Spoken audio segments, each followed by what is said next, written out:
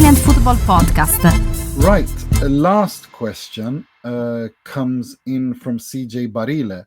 He says, how the hell can Denzel Dumfries leave Inter for 25 million euros? Well, there's a little, it's not exactly like that. So basically, when he signed his contract extension with Inter last season, one of the negotiation things was that they allow him that there's a clause that if a club comes in and pays it, that he could leave Inter, and it's only valid until the 15th of July, and that's at 25 million euros. And I think given that Inter bought him for 12.5 million euros, they double their money minimum, and they set July 15th as the date. After that, it's no longer valid. So that was a negotiation tactic that Marotta had to employ. So I can't be too overtly too critical of him for that. Given that they only bought him for 12.5 million, and this doubles their money. But is he worth 25 million? No, he's worth much more. But they needed to get that contract extension over the line, and sometimes, in a negotiation, you have to give and receive. It's a negotiation, so I can't be too critical to Marotta over that, given the situation. Yeah. I mean, we're not privy to how the negotiations started and ended. But it was obviously ended. I mean, it obviously got to a stage where, they didn't want to lose him for free, and they were forced into a corner. And could they have dealt with it? I mean, my opinion on Denzel Dumfries. I think he's been criminally underrated throughout his time at Inter, and it should never have got to that stage. Once he got to that stage, they probably didn't have a choice, but it shouldn't have got there. It shouldn't have got to there where you're, because for me, he's been the best player in the league in his position. Di Lorenzo is the only other person that can challenge him for the last 4 years, even when he was, being mocked. So either sell him or play him. But end of the day, he's given great service to Inter, and if they have to sell him for 25 million, they've still got 4 great years out of him, and they'll still make a profit. So it's not a disaster. But if we're looking at his standing in the world, in his position, 25 million is just ridiculous, compared to the costs of players in his position or in any other position, and how much they're going to go for. And that's where obviously there's a bit of a frustration, just also for Italian teams as a whole, that we don't get the right value for our players compared to, what we see elsewhere. I think a lot of teams need to do better than that. Look, you could, but I think when it comes to that situation in and of itself, I think Inter had to get that negotiation over the line, and they had to get that contract extension sorted, and they also needed to address the issue because Denzel Dumfries was never going to stay at Inter for more than 4 or 5 years. I think that was pretty much when they bought him from PSV Eindhoven, that was pretty much that was common knowledge. He was going to stay at Inter for a couple of years, and then he was going to go to the Premier League. Nobody expected him to have the development that he had the last 2 seasons, especially this last season where he was outstanding. He was Inter's best player, most consistent player, and delivered in important moments. He was, his mental strength has always been there. He's mentally incredibly strong. He's a leader, and he showed that at Inter this last season. He consistently showed that, and that's why he was so he was so loved by Inter fans as well, because he led by example. He bled for the shirt. He gave everything for the shirt, and he showed real character. So I think that aspect of it is one thing. But as for the actual 25 million, 30 million, I mean, look, I think everything is relative. It depends on how some players go for. Lloyd Kelly went for 25 million pounds, but whatever. But at the same time, I think given the state of negotiations when he joined for 12.5, and given how it was so obvious that he was just going to stay at Inter for a couple of years before moving on, and he's always been very professional at Inter. And I think when they were negotiating, they were like, well, we don't want to lose you for free. And he was like, well, you bought me for 12.5.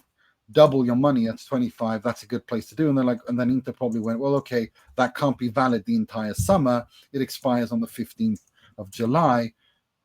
And then everyone has felt like, well, that's fair, because then the agent can push to Barcelona, City, or wherever he wants to go if there is interest. We should note, however, that to this day, no club, even though it's still just 25 million euros, no one has activated that clause, even though it's a low price. And I think there's a reason for that. And the reason for that is what the criticism I've had of Denzel Dumfries, and that is he's not very technically gifted. And I think that's a problem. I think when you play Denzel Dumfries, you essentially cannot build play down his right flank. You can't use him in build-up. He doesn't have those tools. What he's really good at is attacking the space, overloading the space, attacking him from the wide area aerially, because he's very strong in the air, and a character. And in terms of leadership, in terms of his mental strength, these are things he provides.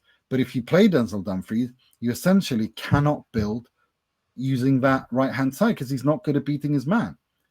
He's not good at dribbling. He's not good at, technically he has limitations, and that's just a fact. That's just who he is. Inzaghi found a way around that. He pushed him up as a right winger in the build-up. Exactly. And so he found a way around it. But that's where your good manager makes the most out of your strengths, and makes a difference, but makes the most out of a player's strengths, and he minimises a player's weaknesses. And Dumfries' strengths, far outweighed those weaknesses when used correctly. And that was always my point. Like, I always said, is he the best? I wouldn't have swapped Dumfries with any other right back in Serie A.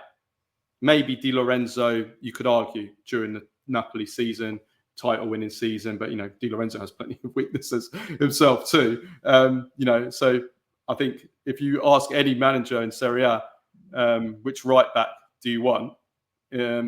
They would all say, and this was even during his so-called lower trades, Dumfries would always be the number one. So I think that's always, that's not a bad position to be in, whether he's got weaknesses or not. No, it isn't. But it's similar to Dimarco as well on the other side, because Dimarco's got lots of deficiencies as well, defensively in particular. He's technically better than Dumfries, but that's the thing. Dimarco's an interesting one. I'm glad you brought him up, because he's gone down in my estimations a hell of a lot in the last 6 months, and I was always one of the ones, like me and you were kind of defending him for a long time. I said his left foot is a cheat code, and I still think his left foot is a cheat code. He's got one of the best left feet in all of world football. Oh my God, he's been unwatchable. The last 6 months, he's been unwatchable. He's been costing Inter time and time again. So I think there's a question mark on him as well. Like, it's a difficult one with Dimarco. No, but my point is, like, for me, what I was always impressed, if you go back and check what I used to say, I said, look, his left foot is a cheat code, because his crosses, his corners, his shooting, he has unbelievable shooting technique.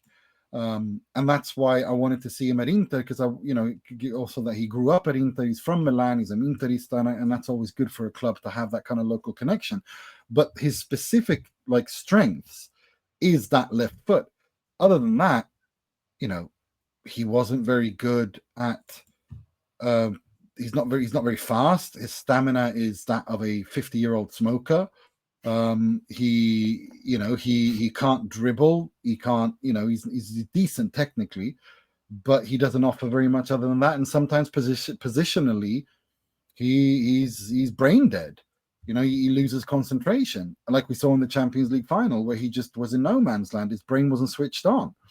And I think him and Dumfries, in very many ways, mirror each other with that. And Simone Inzaghi, one of his great strengths, one of the things that speaks to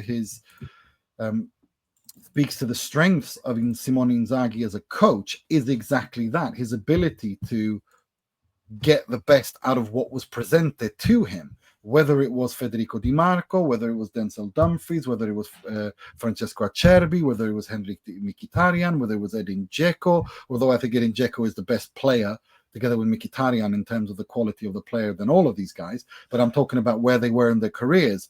There were deficiencies there. All of these things, Inzaghi was able to get the best out of. Hakan Calhanoglu is another brilliant example. Hakan Calhanoglu would never have played at that level under any other coach than Simone Inzaghi. Simone Inzaghi tailor-made a regista role for him and got him to play at that high level. So I think it speaks to the tactical genius that is Simone Inzaghi, and why I'm very, very worried now that he's gone, because there's a lot of players there that I wonder how they're going to function under Christian Kivu. And I think maybe it would be the best thing to do to sell them, because the deficiencies aren't going to go away. Simone Inzaghi was able to mitigate for them by creating a system. And we saw that in the second star, the 20th Scudetto run, where they were just unplayable. They were like a machine. And I'm not sure Christian Kivu is of the right pedigree as a coach to be able to do that and mask that. But we'll have to wait and see.